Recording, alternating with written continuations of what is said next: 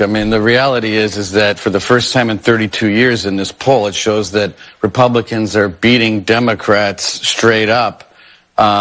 When you ask people a generic ballot in 32 years, it shows that Donald Trump's doing better with black voters, Hispanic voters, off the charts. But what the most important thing is, what happened last week is that what was working with female voters with Kamala Harris was that there was some feeling of joy in the air. Well, that joy is gone.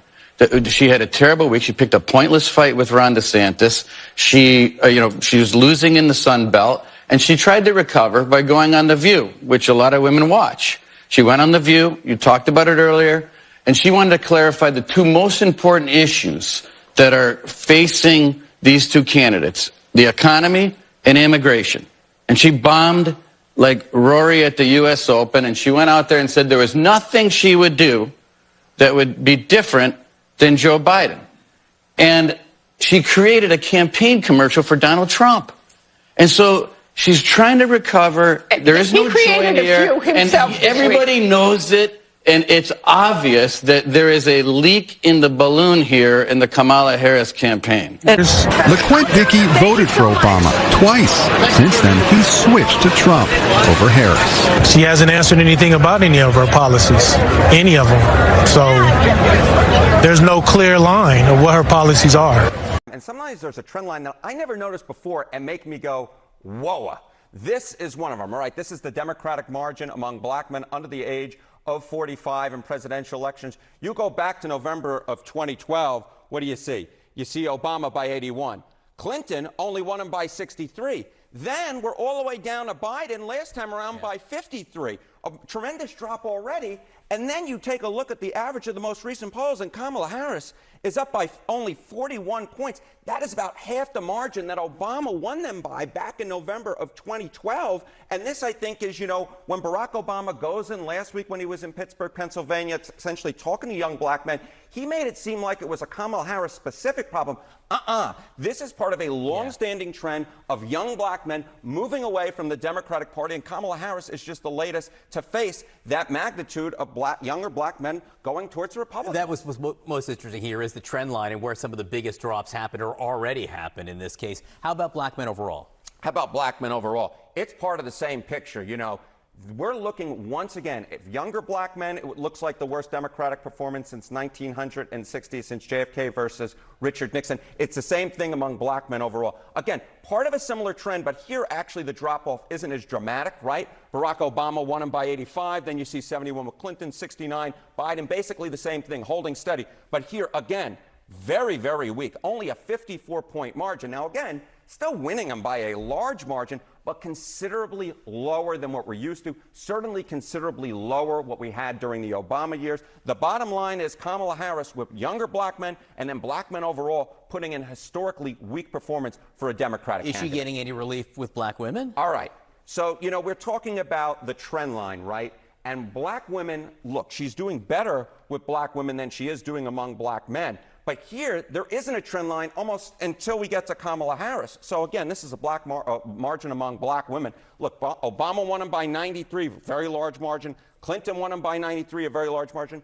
Biden did a little bit worse at 85. But then you look here, and you get a 71-point margin. Now, again, these are large margins, but the bottom line is when you're talking about the base of the Democratic Party, you would think that Kamala Harris would do very well among black women based upon history, and of course she would be the first black woman president, but she's actually doing the worst for a Democratic candidate among black women since 1960, if this holds, John. And again, when you look at the numbers here, whenever you come in, looking at the trends is probably the most important thing. You got it, Mike. So let's talk through some of these projections really quickly. Can you walk us through this weekend's polls leading up to your poll here in Pennsylvania? But there are some big corporate media polls who you came on our show, Mark, pre-hurricane, and you said the Kamala collapse, give it a week or two, is exactly what you said. And that was probably 2 weeks ago. And here we are with multiple corporate media polls coming out this weekend. I'd love for you to do a little bit of a roundup, but NBC News was the one that shocked me, showing that Trump may win the popular freaking vote. It's nuts. After putting out Harris +5, again, let's not forget how absolutely in the tank NBC News was. So again, when I polled Pennsylvania in September, I had a tie But that really was, some of these major events they get a lot of press coverage on. They do get a juice for about 2 or 3 weeks. I think it's more what pollsters call a response bias than anybody actually changing their mind. It's like somebody saw Kamala Harris do well on the idiot box, and they're like, oh, yeah, I'll pick up this phone call. But there hasn't really been anything like that. And when we went into the field, we got Trump +3 in Pennsylvania. Now, we could do a roundup of all the states, but what you just showed was Trump winning, and it all hinged on Pennsylvania. And all of these numbers here, if you look at Real Clear Politics, there are some blue things in the Pennsylvania aggregate. But for instance, the biggest lead besides Bloomberg Morning Consult, who just sucks and we shouldn't even consider them, is New York Times Siena. But they oversampled Biden 2020 supporters, like I said, by 8 points. So that's a Trump +4. So you have us Trump +3, them Trump +4, Insider Advantage Trump +2, the Hill Emerson Trump +1, Trafalgar Trump +3. Rich Barris is coming out with another Trump lead. It's done. Trump's winning Pennsylvania. The only question is he going to win by more, and is he going to drag McCormick over the finish line? But like this has kind of looked like this for a month or two. Trump's up by 0.1 now. That's because Morning Consult and New York Times Siena are dragging that number down. But anybody could have looked at this page a month ago and said, well, look, you've looked at the numbers at the top too, like Clinton +8. No way. She lost. Biden +7. No way. He won by 1. So there's going to be polling error again to the left. Trump's going to have maybe a blowout in Pennsylvania, just depending on whether or not the Postal Service shows up for him. She had a terrible week. It was a terrible week for the Harris this campaign. You had Gretchen Whitmer having to apologize to Catholics across America for mocking them with some bizarro Dorito thing on there. You had Governor Elmer Fudd out hunting and not knowing how to load his shotgun, using the wrong gun. At the same time, who's Governor Elmer Fudd?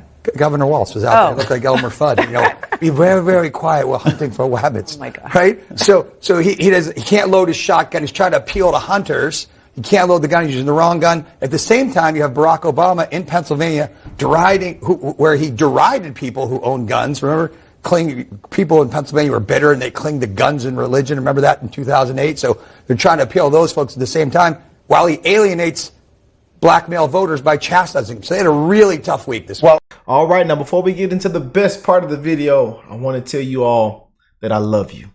All my brothers and sisters around the world. One love to the human race.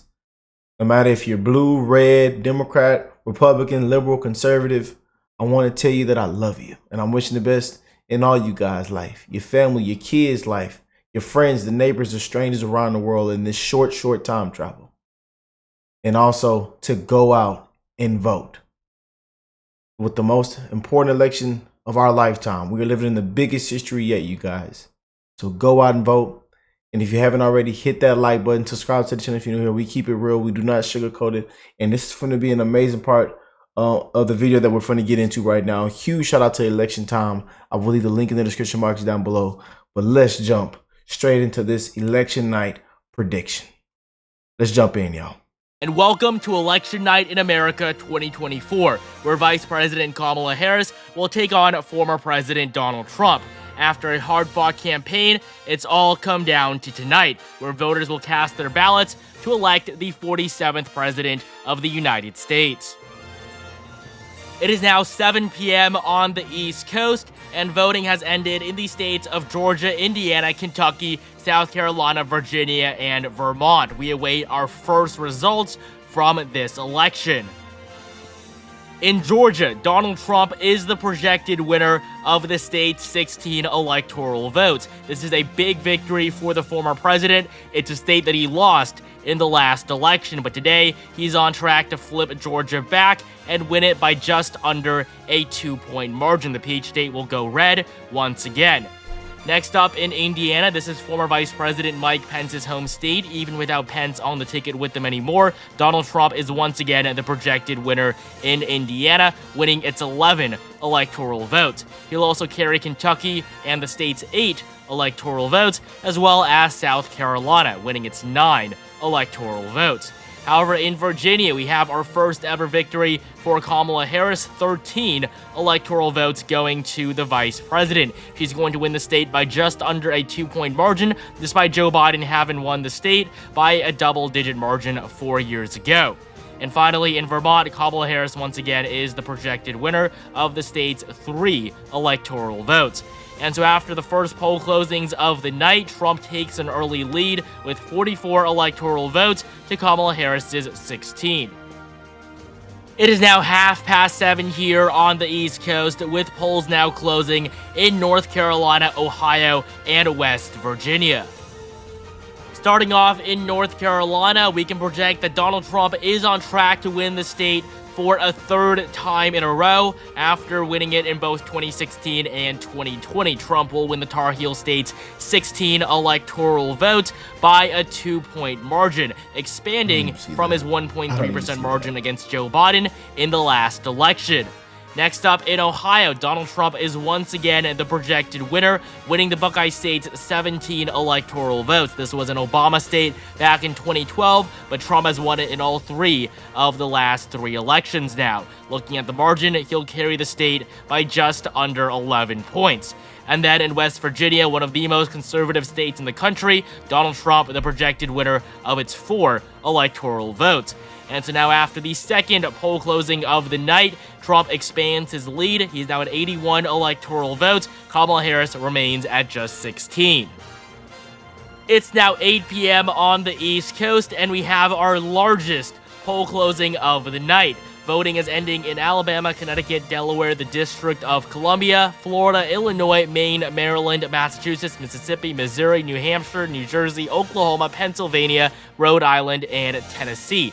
A total of 16 states across the country. Starting off in Alabama, Donald Trump is the projected winner of the state's 9 electoral votes, while Connecticut will go to the vice president, who is going to win the state's 7 electoral votes. And then in President Biden's home state of Delaware, Kamala Harris, the projected winner of its 3 electoral votes, but she's only going to win the state by 12 percentage points. And then in the District of Columbia, which has never voted Republican in its 60-year history of participating in presidential elections, Kamala Harris, of course, the projected winner of its 3 electoral votes. In Florida, this is a major victory for Donald Trump. He is the projected winner in the Sunshine State, winning its 30 electoral votes. Trump is going to win Florida for a 3rd time in a row, this time by his largest margin yet. 7 percentage points separate the former president and the vice president. Next up in Illinois, Kamala Harris will carry the state's 19 electoral votes by just under a 15-point margin. She'll also emerge victorious in Maine, winning 3 out of the state's 4 split electoral votes. She'll win the state as a whole by 6%, while Donald Trump will once again win Maine's 2nd congressional district and its 1 electoral vote. In solid blue Maryland, Kamala Harris will come out on top, winning its 10 electoral votes. She'll also win Massachusetts, another safe blue state. Kamala Harris, the projected winner of its 11 electoral votes. In Mississippi, Donald Trump is the projected winner, winning its 6 electoral votes. He'll also carry Missouri and an additional 10 electoral votes. In New Hampshire, Kamala Harris is going to win the state's 4 electoral votes. She'll carry the Granite State by just under 6 points, despite it being decided by less than half a percentage point just 8 years ago. In New Jersey, Kamala Harris is also the projected winner here, winning the state's 14 electoral votes by a 13-point margin. Meanwhile, Trump is going to carry Oklahoma, winning its 7 electoral votes, as well as Pennsylvania. This is the big one. Donald Trump is officially the projected winner in the Keystone State of Pennsylvania, winning its highly valuable 19 electoral votes. This was a must-win state for both campaigns, but ultimately, Trump will come out on top, winning the state that he lost in 2020, but won back in 2016. He's going to carry it by just over 2 percentage points. And then in Rhode Island, Kamala Harris will win the state's 4 electoral votes. And in Tennessee, Trump, the projected winner of 11 additional electoral votes. And so after the largest poll closing of the night, Trump's lead continues to expand. He's now at 174 electoral votes to Harris's 94. It's now 8:30, and polls are closing in just the state of Arkansas. Obviously, Donald Trump is the projected winner. He's going to win Arkansas, and it's 6 electoral votes. This puts him up now at 180 electoral votes, just 90 away from the presidency. It's now 3 hours from midnight, 9 p.m. Eastern Time. Voting will end in the states of Arizona, Colorado, Iowa, Kansas, Louisiana, Michigan, Minnesota, Nebraska, New Mexico, New York, North Dakota, South Dakota, Texas, Wisconsin, and Wyoming. This is the second largest poll closing of the night. Starting in Arizona, Donald Trump is the projected winner. This is a major victory for the former president. He's going to carry the state's 11 electoral votes. Arizona is a state that he lost by 0.3% to Joe Biden in 2020, but today he's on track to win the state by 3 points against the vice president. And so Arizona will flip back into the Trump column. Next up in Colorado, Kamala Harris, the projected winner, winning its 10 electoral votes. She'll defeat Trump here by an 8% margin. In Iowa, Donald Trump will win the state for a third time, and it's 6 electoral votes, this time by his largest margin yet, 11.2%. In Kansas, Donald Trump, the projected winner, winning its 6 electoral votes. He'll also come out on top in Louisiana, carrying its 8 electoral votes. Trump will also win Michigan and its 15 electoral votes. This is a huge victory for the former president. It's a state that he lost by 3 points to Joe Biden in the last election. It's the most liberal of all the swing states, but Trump will emerge victorious, defeating Kamala Harris by 1.1%, a state he won back in 2016 against Hillary Clinton by a margin of just 0.2. And so a loss in Michigan is a huge blow to the Kamala Harris campaign. However, the vice president is going to win Minnesota and its 10 electoral votes. This is the home state of Governor Tim Walz. Harris will carry the state by just 4 points, despite Joe Biden having won it by 7 back in 2020. And then in Nebraska, Donald Trump is the winner of 4 out of the state's 5 split electoral votes, winning the state at large as well as its 1st and 3rd districts. While the 2nd district is going to go to Kamala Harris, she's going to win its 1 electoral vote by a 2-point margin. In New Mexico, Kamala Harris is once again the winner. She's going to carry the state's 5 electoral votes by 6 percentage points. Harris at 51.5, Trump at 45.3. In New York, Kamala Harris is the winner, although this is by a surprisingly small margin. It's the first time that any Democrat wins the Empire State by less than 15 points since Michael Dukakis back in 1988. Kamala Harris will emerge on top by just under 15, and she'll carry the state's 28 electoral votes. In North Dakota, Donald Trump is, of course, the projected winner, 3 electoral votes. He's also going to win South Dakota and an additional 3 electoral votes. In Texas, the former president, once again, is the projected winner, winning the Lone Star State's 40 electoral votes. This is a huge victory for the former president, a huge electoral prize. He's going to carry the state for a 3rd time in a row, this time by the largest margin yet, defeating Harris here by 10 points. And then in Wisconsin, another big victory for the former president. Donald Trump will win Wisconsin and its 10 electoral votes. This is another huge blow for Kamala Harris. Trump is going to win Wisconsin by just under half a percentage point. It is definitely competitive. Tim Walz has definitely given Harris a boost here, but it seems that has not been enough. Donald Trump will win Wisconsin back, a state he won in 2016, but lost in 2020. And then finally, in Wyoming, Donald Trump, the projected winner of its 3 electoral votes.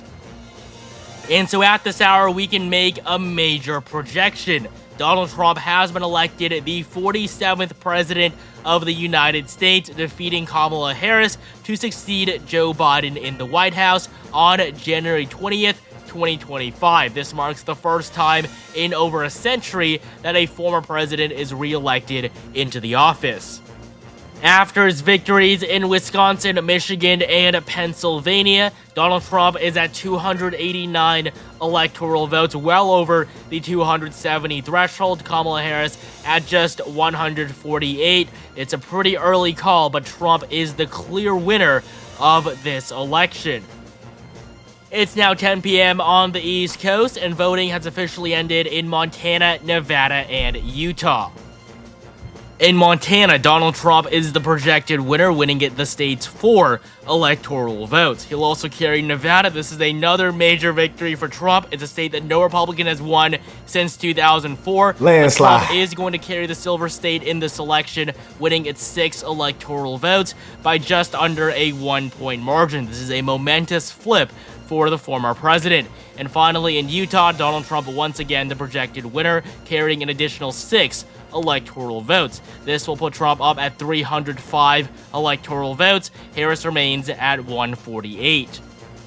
We're now just an hour away from midnight Eastern time. Voting will end out on the West Coast in California, Idaho, Oregon, and Washington. Starting off in California, Kamala Harris is the projected winner in her home state. She served as a senator from California for 4 years before becoming vice president. She'll win the state's 54 electoral votes. While in Idaho, Donald Trump is the projected winner, carrying its 4 electoral votes. And then in Oregon, Kamala Harris will once again emerge victorious, winning the state's 8 electoral votes by a 12-point margin. And finally, in Washington, Kamala Harris will win an additional 12 electoral votes. And so this puts Harris up at 222, Trump now at 309. It's now midnight here on the East Coast, and polls are closing in the state of Hawaii. Of course, Kamala Harris is the projected winner, winning the Aloha State's 4 electoral votes. And finally, an hour after midnight, polls are closing in Alaska, which will officially end voting in the 2024 presidential election. And to no one's surprise, Donald Trump is the winner in Alaska, carrying its 3 electoral votes. This means that with the map all filled in, Trump is the official winner of the 2024 presidential election, carrying 312 electoral votes. Kamala Harris at just 226. This is the worst performance for any Democrat since Michael Dukakis from 1988. Thank you so much. Yeah, I can see that. I can see this, y'all. Prayers for Trump, man. Prayers for Trump, y'all.